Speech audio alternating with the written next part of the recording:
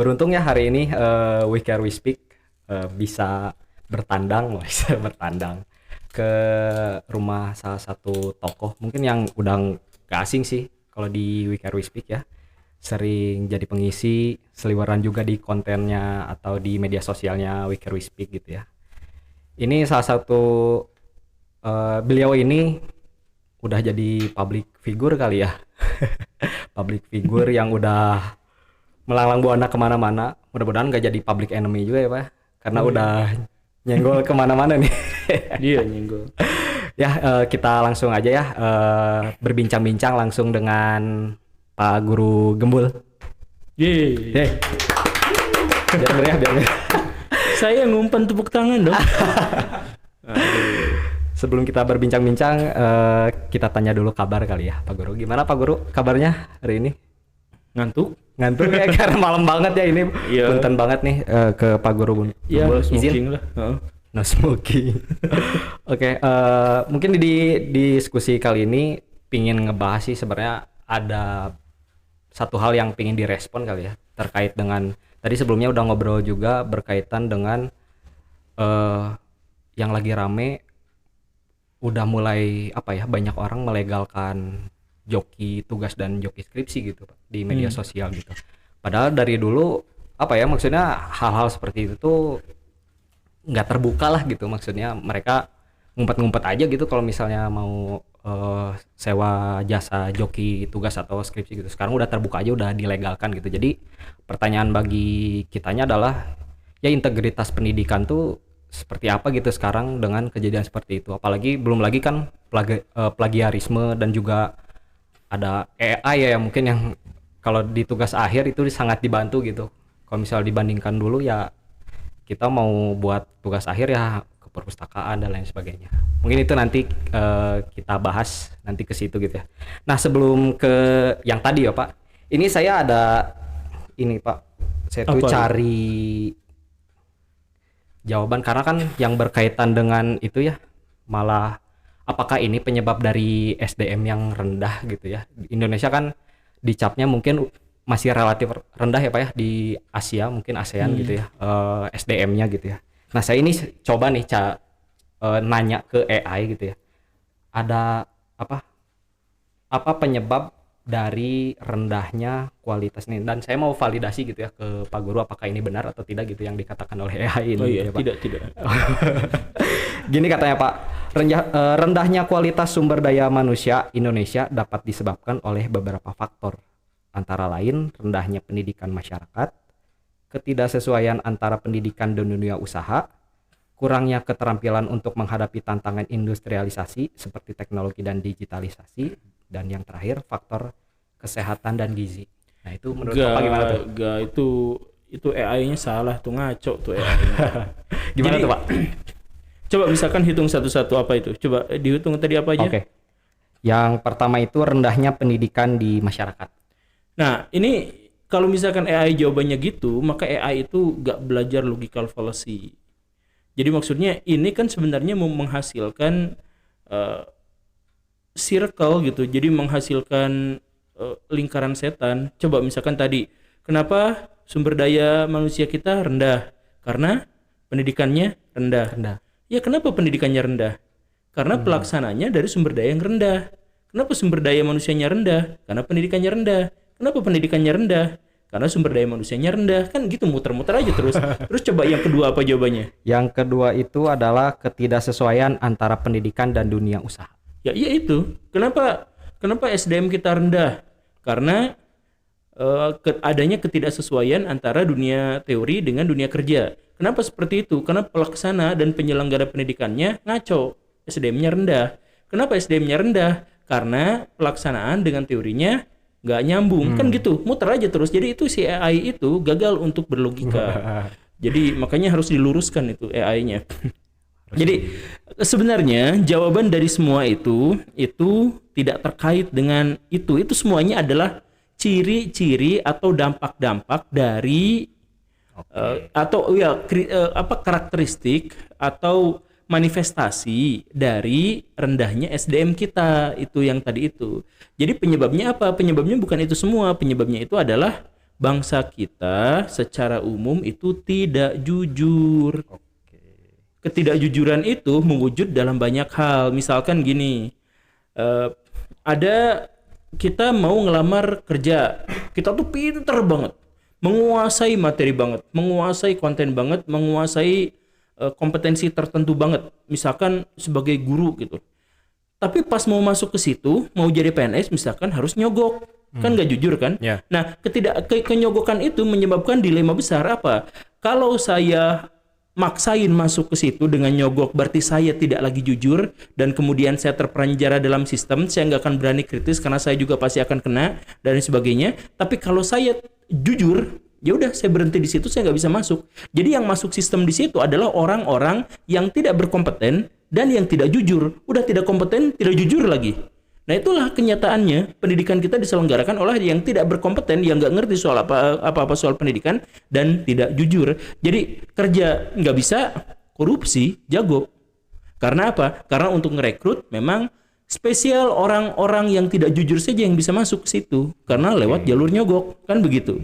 Nah akhirnya apa? Setelah si penyelenggara pendidikan itu ternyata gitu, kemudian kita dihadapkan pada sistem pendidikan kita jelek, butuh perbaikan. Mereka nggak bisa memperbaiki karena mereka tidak jujur dan mereka tidak berkompeten. Akhirnya, bahkan ketika Singapura dan Australia, dua negara tetangga kita adalah penyelenggara pendidikan terbaik di dunia, itu dua diantaranya kan, kita nggak bisa mencontoh mereka, nggak bisa ngelihat mereka, nggak bisa nyontek mereka, nggak bisa ngapa-ngapain, nggak bisa mengakses informasi terkait dengan pendidikan di sana. Padahal dekat jaraknya. Kenapa? Penyelenggara pendidikan itu milih kami mau melakukan survei dan studi banding ke Finlandia yang jauh gitu sekalian buat pelesiran. Karena apa? Karena tidak jujur dan setelah pulang lagi ngasih laporannya juga seadanya banget dan itu pun ditulisin sama orang lain. Sama mahasiswa gitu dari apa kan kayak gitu. Nah jadi ketidakjujuran ini menjadi penyebab dari dari sistem pendidikan kita jelek. Kemudian yang tadi itu adanya ketidaksinkronan antara teori-teori dalam sekolah dan universitas dengan pekerjaan. Contohnya apa? Ya banyak itu mah. Jadi misalkan Indonesia siap-siap dibanjiri oleh mobil listrik, kita masih pakai STM kita masih ngajarin yang kayak jadul gitu kan, mobil-mobil jadul atau misalkan soal musik, bahkan soal media yang kayak gini coba masuk ke SMK yang berkaitan dengan media itu banyak di antara mereka yang tertinggal gitu. Nah, kenapa bisa seperti itu? Kenapa mereka nggak mengakses yang zaman sekarang? Karena mereka itu datang ke sana memang nggak berkompeten, nggak ngerti juga, sampai jangankan yang pejabat-pejabat birokrat gitu yang kecil-kecil gitu ya. Ya selevel menteri aja, menteri Kominfo misalkan, ternyata gak ngerti soal digitalisasi, gak ngerti soal informasi elektronik dan sebagainya gitu, sampai kebobol dan ya semacam itu. Ya jadi secara umum, kenapa orang-orang yang seperti itu dinaikkan, sedangkan yang asli, yang pakar, ternyata tidak bisa dinaikkan? Ya karena ada ketidakjujuran dalam hal itu. Jadi jawabannya sumber daya manusia kita rendah tuh bukan gara-gara yang disebutkan AI tadi, itu AI juga SDM-nya rendah tuh. Ya, sumber daya AI-nya rendah itu. Berarti yang ketiga kayaknya udah kejawab ya, kekurangannya keterampilan untuk menghadapi tantangan industrialisasi katanya. Iya kan? Ya. Ya, iya. Coba kalau misalkan kita nih di sini orang-orang kayak gini kan nggak sekolah jurusan apa gitu, Betul. tapi malah jadi tukang ini kan. Ya berarti nggak nyambung. Artinya otodidak pun bisa gitu, ngapain juga kuliah gitu. Tapi kayaknya ini yang nomor 4 kayaknya bener banget Pak. Apa? Faktor kesehatan dan gizi. Enggak, yang ngaco. ini sama presiden baru kita Pak. Ya, Gimana itu tuh Pak? ngaco. Gimana tuh Pak? Jadi ya makanya ini gini Siap-siap nih. ya, siap-siap. Dicari ya. Pendidikan kita sumber daya manusia kita rendah gara-gara apa? Gara-gara gizi kita buruk dan kesehatan kita buruk. Betul tidak? Betul. Kenapa gizi buruk? Kurang makan? Salah. Gizi buruk itu karena kita tidak berpendidikan soal makanan. Coba cek di Google sekarang, ada survei yang menyebut 30% dari anak stunting itu dilahirkan dari orang kaya. Jadi orang yang kurang gizi sekarang di Indonesia 30%-nya itu dari orang kaya. Dan sekarang anak-anak orang kaya naik berkali-kali lipat yang cuci darah secara rutin. Jadi maksudnya apa? bukan kekurangan gizi, kelebihan gizi. Gizinya terlalu banyak sampai jadi stunting, sampai jadi bermasalah. Apakah itu kurang makan? Kebanyakan makan, tetapi mereka gagal untuk menseimbangkan kalori, menyeimbangkan gula, menyeimbangkan apa dalam porsi makanan mereka. Jadi masalahnya bukan kurang gizi, kemudian kurang gizi itu kurang makan, tapi kurang gizi gara-gara mereka nggak berpendidikan soal makanan. Jadi kalau misalkan, saya mohon maaf, Pak Prabowo mengeluarkan kebijakan makan siang gratis. Kenapa makan siang gratis? Karena masyarakat Indonesia kurang gizi. Makan siang gratis sama sekali tidak menolong orang-orang yang sudah stunting. Yang pertama itu adalah karena anak-anak di Indonesia bukan kelaparan, tapi mereka gagal untuk menemukan informasi tentang makanan yang seimbang. Gitu. Makanya 30% itu orang kaya, itu yang pertama. Kemudian yang kedua, kalau ada anak yang stunting, itu disebabkannya gara-gara apa? Gara-gara mereka gagal mendapatkan nutrisi yang memadai di awal-awal kehidupan mereka. Umur 1 tahun, 2 tahun, 3 tahun. Jadi kalau mau menyelamatkan stunting, nggak bisa dengan makan siang gratis waktu anak-anak sekolah. Udah nggak nyambung. Jadi udah pendek duluan, saya mohon maaf, otaknya sudah terbatas duluan gitu. Terus mau ditolong pas mereka mau sekolah. Jadi itu membebani APBN, tetapi itu benar-benar salah sasaran. Itu kayaknya memang hanya untuk dapat simpati aja mungkin gitu ya. Pikiran saya mah dapat simpati biar suaranya banyak, karena orang Indonesia itu pasti akan memilih semua yang judulnya itu gratis gitu. BBM di subsidi pasti nyoblos yang programnya itu gitu kan. Yang sekolah gratis, kesehatan gratis, makan gratis, nah itu yang dipilih gitu. Jadi masyarakat kita adalah masyarakat yang senangnya gratisan. Kok pendidikan gratis, kenapa nggak kepilih Pak kemarin yang kampanye? Kan itu gratis juga Pak. Kurang banyak gratis. Ya, kalau yang pendidikan gratis itu kenapa tidak banyak yang memilih? Karena sebenarnya program yang terlihat itu bukan itu. Jadi masyarakat kita itu kan sebenarnya masyarakat yang sentimental gitu. Jadi maksudnya apakah dia terpilih gara-gara menyodorkan atau menolak makan pendidikan gratis misalkan yang seperti itu kan sebenarnya bukan begitunya, karena semua paslon juga nyarinya ngasihnya yang gratisan gitu. Yang satu mah internet gratis, yang satu mah kuliah gratis, yang satu makan gratis. Wah, semuanya gratis. Pilihlah yang paling banyak dipilih sama orang lain. Dan tetangga saya juga milih itu, ya udah saya ikutan. Karena semuanya ya gratis-gratisan semuanya. Makanya, dan semuanya juga judulnya sama, pro rakyat, membela rakyat, ya gitulah, template banget. Tapi mungkin gini ya Pak, kalau saya lihat mungkin ya sekarang yang sistem pendidikan kita tuh apakah emang benar ya terjebak dengan, kalau tadi kan yang disebutkan adalah, walaupun tadi dari AI ya Pak, saya ada yang menarik itu bagi saya, yaitu apakah pendidikan Indonesia tuh emang terjebak dengan pendidikan yang baik itu adalah pendidikan yang bisa memenuhi kebutuhan industri. Nah itu menurut Bapak gimana Pak? Ya, untuk beberapa negara kapitalis seperti itu dan berhasil. Di Amerika Serikat begitu dan mereka berhasil. Jadi Amerika Serikat itu sangat-sangat komersil kalau soal pendidikan. Karena apa? Ya karena pendidikan itu diarahkan untuk diarahkan pada industri. Atau misalkan kita lihat negara-negara Skandinavia, tujuannya adalah biar manusia menjadi bagian dari masyarakat gitu kan. Atau misalkan negara-negara Asia Timur seperti Jepang, Cina dan sebagainya ditujukan buat apa? Untuk kemajuan negara gitu kan. Ya beda-beda. Nah kalau di Indonesia nggak kompak, beda-beda semuanya. Kan biasanya satu negara tuh punya karakteristik yang khas gitu. Jadi misalkan gini, kenapa orang Cina kalau sekolah pakai seragam, sedangkan orang Amerika Serikat nggak pakai seragam? Alasannya karena tadi pendekatannya itu adalah pendekatan tujuan. Jadi karena di Amerika Serikat itu adalah untuk industri, untuk bagaimana caranya agar si ilmu itu bisa jadi duit gitu. Ya si anak itu harus dibuat benar-benar tersebar ke semua lini.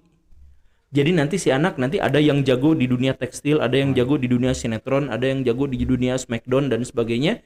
Nah, biar mereka itu bisa mengisi semua tempat, karena untuk industri kan nanti itu harus saling terkait kan. Jadi industri itu bukan hanya satu gitu. Jadi misalkan industri motor itu butuh berapa komponen, ada bannya harus terkoneksi gitu kan, ada pemasarannya terkoneksi. Nah, jadi orang disebar biar gimana caranya biar tersebar ya udah liberalisasi. Jadi baju aja bebas apa. Nah, kalau misalkan di Jepang, di Cina, kenapa harus pakai seragam? Ya karena tujuannya adalah untuk negara. Si orang-orang itu nanti ditempatkan di satu tempat apa untuk negara. Makanya UN-nya dari negara, apanya dari negara kan begitu. Nah, kalau Indonesia apa? Gak jelas.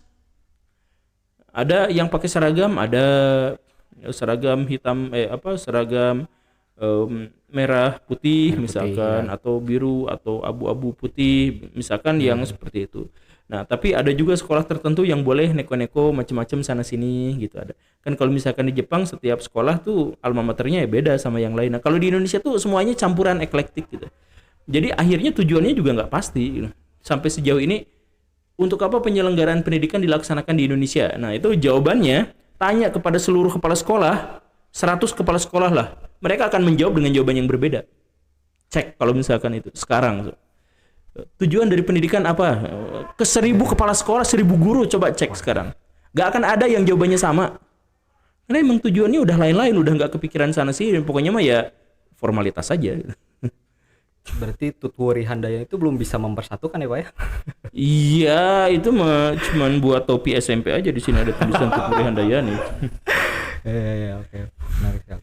Ya, berarti apa ya? Maksudnya pendidikan di Indonesia tuh belum punya identitasnya kali Pak atau gimana ya? Iya, belum punya identitas, jelas belum punya identitas. Tapi kalau misalnya menurut Pak Guru nih, sebenarnya yang cocok itu tuh pendidikan yang seperti apa gitu? Maksudnya kan kalau tadi tuh cerita masalah Amerika, dia tuh karena liberal ya atau kapitalis gitu. Sebenarnya gitu. secara teoritis pendidikan kita itu udah bagus teorinya gitu. Jadi pendidikan didasarkan pada kompetensi. Kompetensi itu bukan hanya kompetensi siswa tapi juga kompetensi daerah, kompetensi wilayah dan lain sebagainya. Jadi misal hal yang sangat sederhananya adalah kalau di Bali sekolahnya bentuknya kayak gimana? Ya fokus pada pelestarian lingkungan hidup, fokus pada pariwisata, fokus pada industri kecil dan menengah, fokus pada hubungan internasional karena sekolahnya di Bali. Kalau sekolahnya di Papua, gimana atuh nanti? Ya berarti fokusnya itu adalah soal kesehatan, pembangunan, kemudian pemerataan ekonomi, kemudian keselarasan dengan alam dan sebagainya. Kenapa? Karena di Papua. Kalau misalkan sekolah di Jakarta bagaimana? Wah, ini rudet, ini macet, apa segala rupa. Ya, pasti disesuaikan dengan itu. Nah, jadi pendidikan yang pas itu adalah pendidikan yang relevan. Bagaimana cara menentukan relevansinya? Ya, temukan masalahnya. Karena di setiap sekolah itu masalahnya beda-beda tergantung wilayah, tergantung ekosistem, tergantung dengan penduduk, baik itu jumlahnya maupun kecenderungannya dan sebagainya. Sesuaikan pendidikan itu dengan kebutuhan-kebutuhan itu. Nah, itu lebih bagus, tidak sangat ideal, tetapi itu jalan yang lebih masuk akal untuk penyelenggaraan pendidikan di Indonesia. Tapi kalau dilihat sih, kalau lihat di berita ya atau ya di beberapa ya berita di YouTube lah ya, banyak pejabatnya tuh yang mengeluhkannya tuh masalah dana Pak, gitu, masalah uang gitu. Kenapa pendidikan kita seperti ini? Karena dananya kurang. Gak ada dananya kurang tuh, ya ampun. Pendidikan kita dananya kurang gimana sih? Orang sebagian besar dana pendidikan itu digunakan untuk rapat di hotel mewah. Terus mereka ngomong ini kurang dana gimana ceritanya? Coba misalkan ya, misal saya ngajar di sebuah kampung di Garut yang semuanya sawah, rakyatnya miskin, gak ada yang jadi pedagang, gak jadi apa, semuanya petani gitu. Sedikit lebih kaya itu adalah kalau dia jadi PNS misalkan seperti itu. Nah, saya mau menyelenggarakan pendidikan di kampung yang seperti itu, gimana caranya?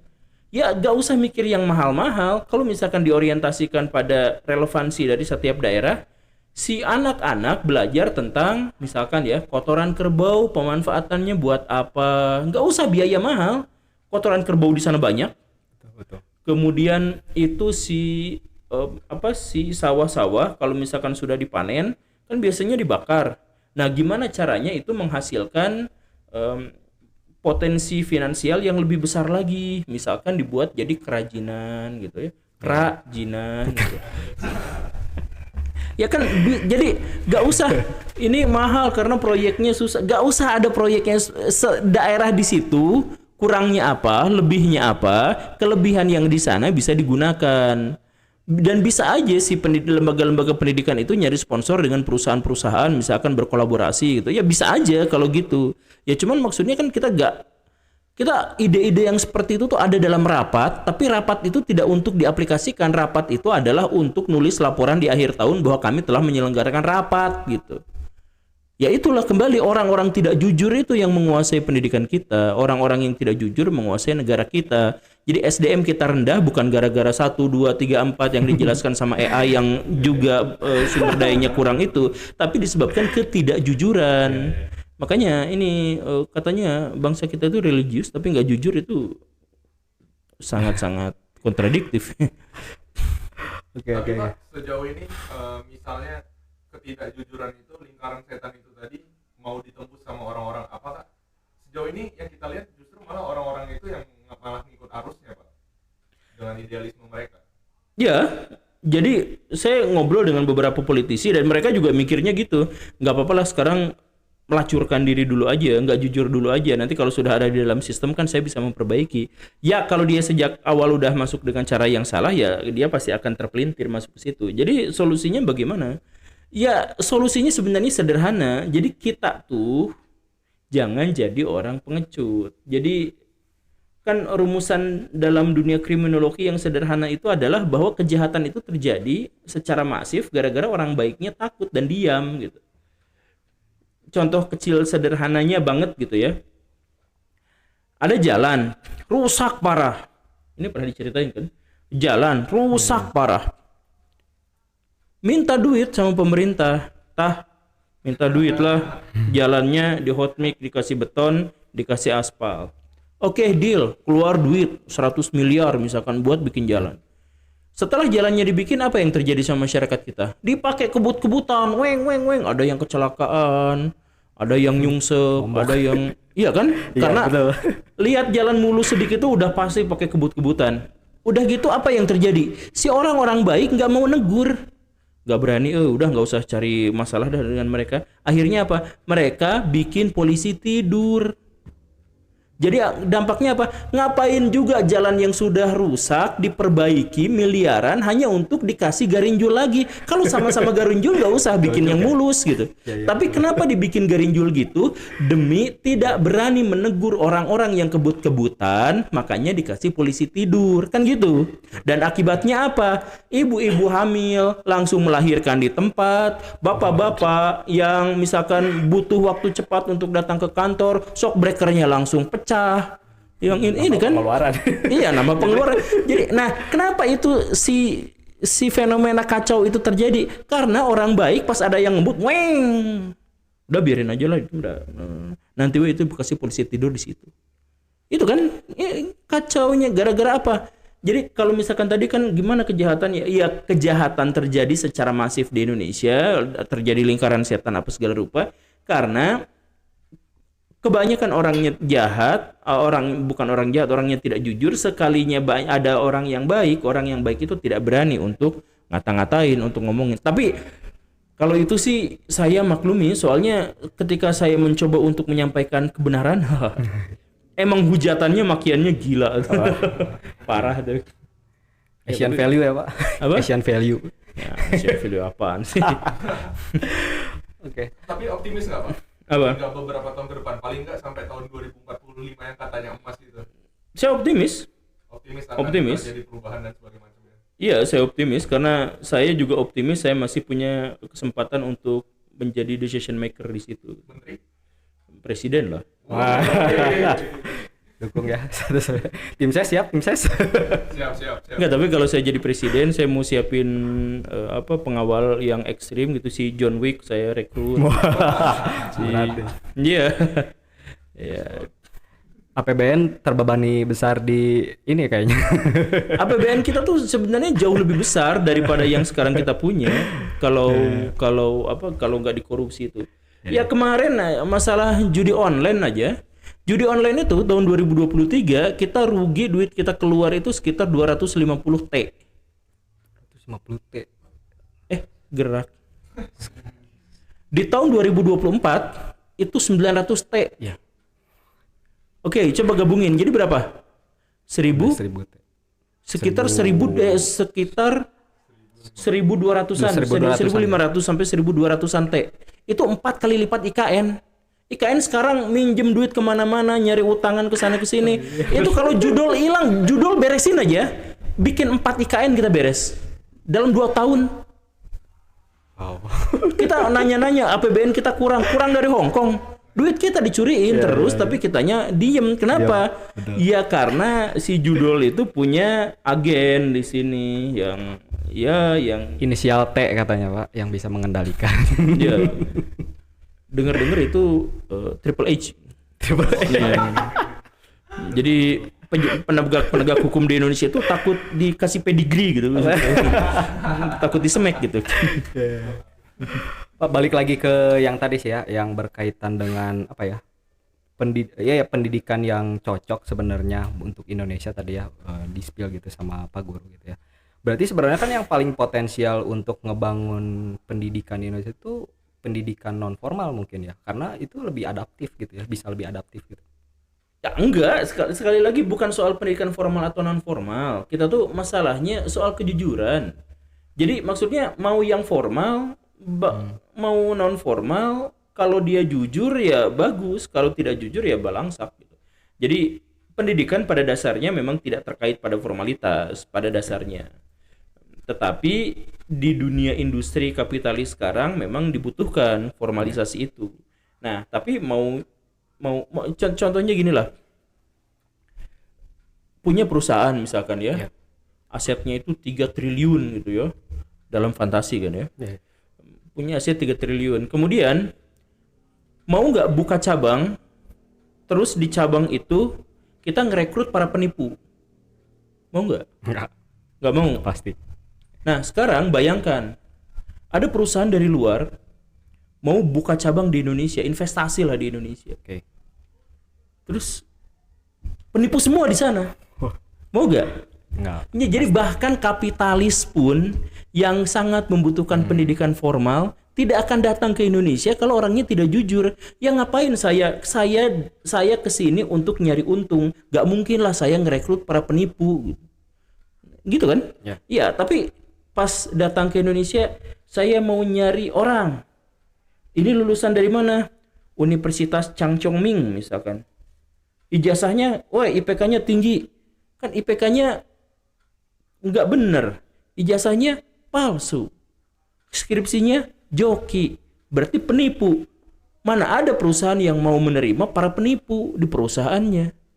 Ini mah nggak ada urusannya dengan formal dan non formal. Gitu.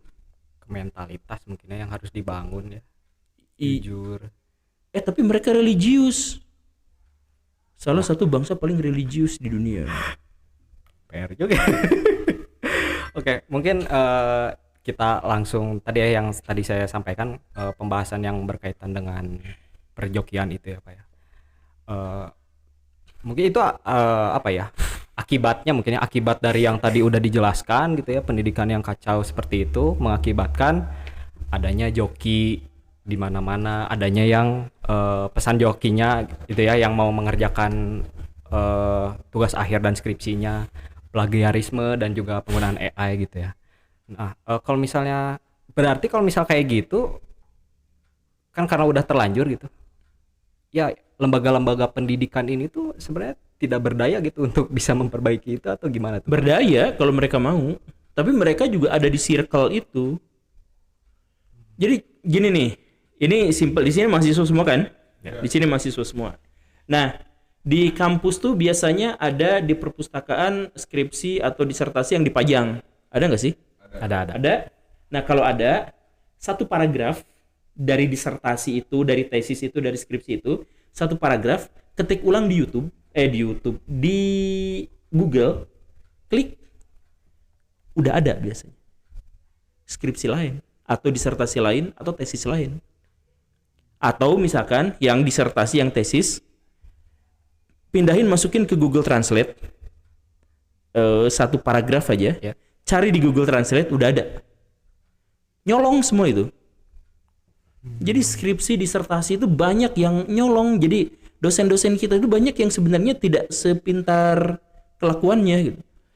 Banyak, bukan semua seperti itu, tapi banyak. Makanya profesor di Indonesia, guru besar di Indonesia, ada yang sampai dijatuhkan lagi gara-gara apa? Ketahuan bahwa mereka itu tidak jujur dalam bikin. Iya, makanya untuk mengetesnya sederhana. Iya, yang tadi itu skripsi atau disertasi atau apa, cek. Nah, itulah alasan kenapa mereka tidak mungkin bisa menyelesaikan masalah perjokian di mahasiswa-mahasiswa mereka. Karena bahkan mereka pun sendiri adalah pelakunya. Kalau misalkan mau, kan sebenarnya sangat sederhana.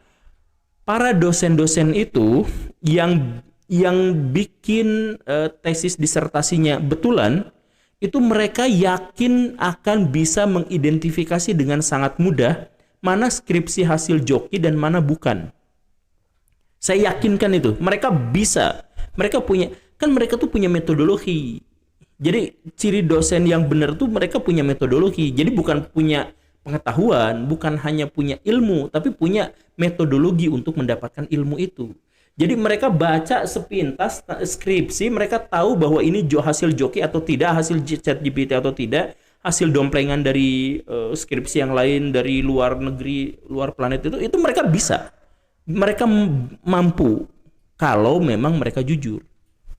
Tapi kan ya sudahlah, udah gimana lagi gitu. Saya tuh waktu kuliah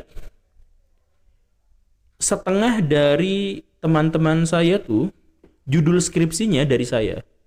Wow. Iya, dan pembimbingnya saya. Saya tuh pembimbing skripsi waktu saya masih nulis skripsi. Secara tidak resmi.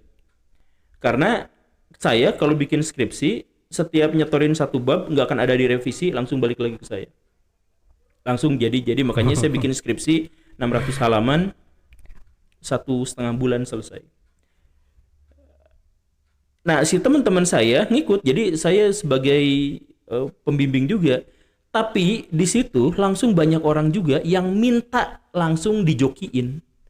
Kan kalau jadi pembimbing tuh mereka yang bikin, kasihin ke saya. Ada mikirnya lah ya mereka. Saya kayak dosen aja gitu kan. Yeah. Saya lihat, oh ini salah gitu kan. Jadi nggak curang, emang itu prosedural gitu.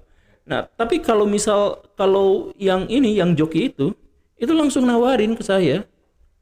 Sekian, mau nggak, ada uangnya, adanya segini, ya ini mau untuk kelulusan apa dah. Nah, itu di zaman saya pun udah banyak yang seperti itu dan sangat-sangat biasa di sekitaran kampus, di tukang fotokopian apa itu banyak yang buka ini. Bahkan dosen ada yang buka-buka yang kayak gitu. Ya itulah ketidakjujuran itu, dan ketidakjujuran itu menghasilkan apa? Menghasilkan double kill. Yang pertama itu adalah menghasilkan mahasiswa yang bodoh, dan yang kedua adalah dihasilkan oleh mahasiswa yang bodoh. Jadi dari depan dan belakang kena. Jadi maksudnya gini.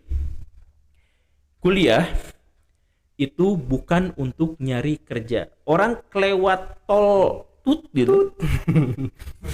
Enggak usah diedit karena saya bisa ini sendiri. Dibantuin, Pak. Orang mahasiswa kelewat tol tut kalau dia mikir kuliah itu untuk kerja. Karena apa? Kalau misalkan dia kuliah untuk kerja, artinya dia tuh nyari-nyari kerja, nyari-nyari duit. Ngemis ke duit, ngemis ke kerja. Kan gitu. Yeah. Nah, ngapain sekolah habis-habisan lebih dari 12 tahun hanya untuk ngemis-ngemis kerja ke orang, ngasih-ngasih ijazah. Dia tuh ngejar-ngejar duit. Kan prinsip sederhananya gini, ini prinsip ya. Orang kaya tuh dia menjadikan duit itu sebagai budak, sebagai pembantu. Ini duit dipakai apa biar besok menghasilkan 2 kali lipat. Jadi si duitnya dikerjain, dipekerjakan sama dia tuh. Itu mindset orang kaya. Mindset orang miskin, kerja untuk dapat duit. Jadi si duit itu majikan, tujuan. Kan ngaco. Nah, mahasiswa sekarang tujuan kuliah buat kerja, buat nyari duit. Itu berarti mahasiswanya miskin, dijamin miskin gitu. Kecuali dia korupsi. Karena mentalnya udah salah. Mentalnya menjadikan uang itu sebagai majikan. Seharusnya kalau mau beneran jadi sukses, jadi orang kaya, si uang itu kita jadikan sebagai budak. Karena uang itu budak yang baik dan majikan yang buruk. Nah, sekarang mahasiswa kalau mau memperbudak duit, gimana caranya? Si diri kita itu dibuat sebaik-baiknya, sekeren-kerennya, sehebat-hebatnya. Kalau sudah keren, sudah hebat, maka duit ngejar-ngejar dia. Saya kemarin ilustrasikan Taylor Swift. Suaranya bagusin dulu, kemampuan entertainmentnya bagusin dulu. Apa? Udah gitu, duit ngejar-ngejar dia kemanapun dia pergi. Ke Singapura langsung dikontrak sekian miliar. Kemana langsung dikontrak. Dia nggak ngelamar-lamar ke Singapura, please saya mau konser di sini ya. Enggak. Dan ada berapa ribu orang yang siap ngantri ngasihin duit ke Taylor Swift hanya demi ngelihat kualitas dirinya. Karena apa? Karena fokusnya pada kualitas diri. Jadi dia memperbudak duit. Nah, mahasiswa sekarang tidak mau memperbaiki kualitasnya. Dia orientasinya adalah untuk kerja, untuk diperbudak sama duit. Kan tolnya double kan? Makanya saya bilang itu tolnya double tuh. Kan gitu kan? Iya. Nah, jadi nih, kalau ada mahasiswa, saya mah yang penting dapat ijazah. Kan kalau misalkan ngejoki dapat ijazah kan? Berarti tujuannya apa? Tujuannya adalah untuk dirinya diperbudak. Salah. Makanya mahasiswa yang baik, mau saya di DO, mau saya apa, tujuan saya kuliah adalah untuk memperbaiki diri saya, untuk menyempurnakan kualitas saya, untuk membaguskan keterampilan saya, sehingga bagus. Kalau saya sudah bagus, saya dikejar-kejar sama duit. Bukan diperbudak sama duit. Nah, jadi biarin aja mereka ngejoki semua, pada akhirnya mereka juga akan hidup miskin atau cukup kaya tapi korupsi. Kalau menurut Itu Pak udah Guru, diperingatkan berapa sekian menit gitu ya.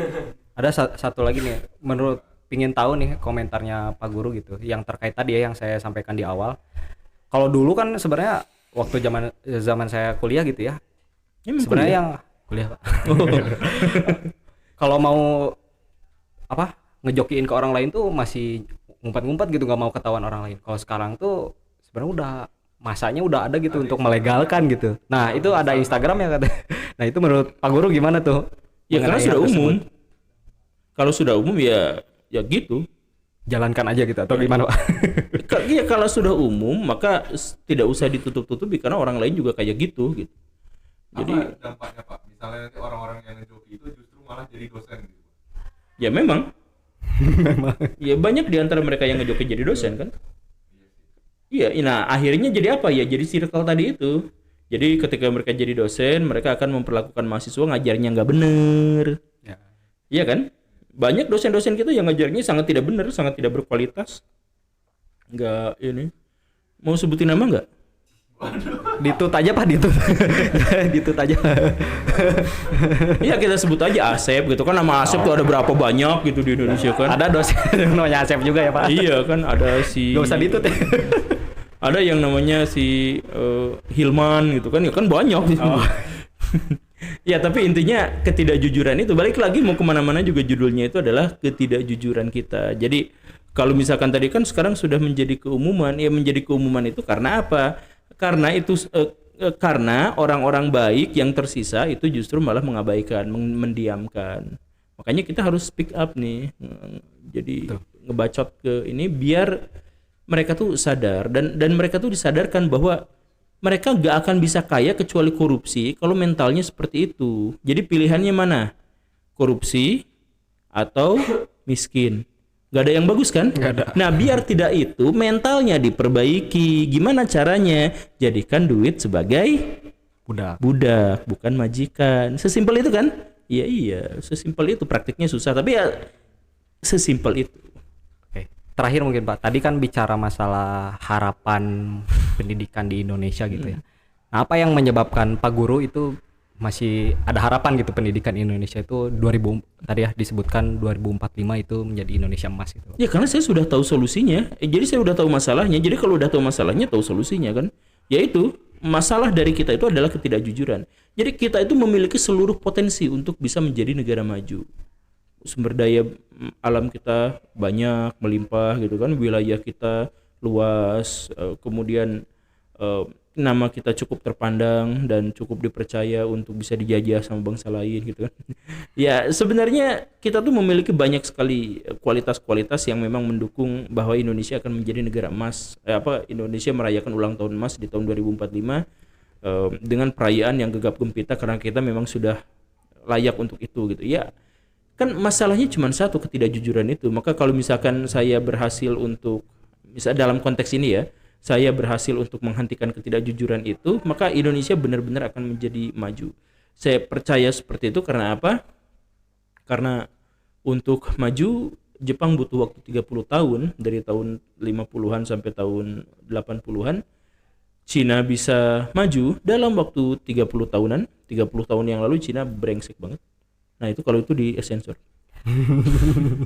Nah, maka Indonesia pun mungkin saja kita bisa dalam 30 tahun, misalkan dari 2024 sampai 2044, nah 30 tahun kan. Ya. Indonesia bisa mencapai kemajuan ya bisa.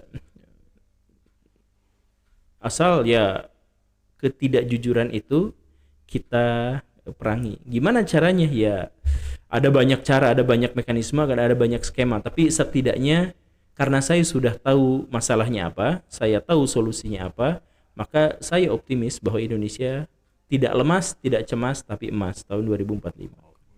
Sip. Betul dong. Oke.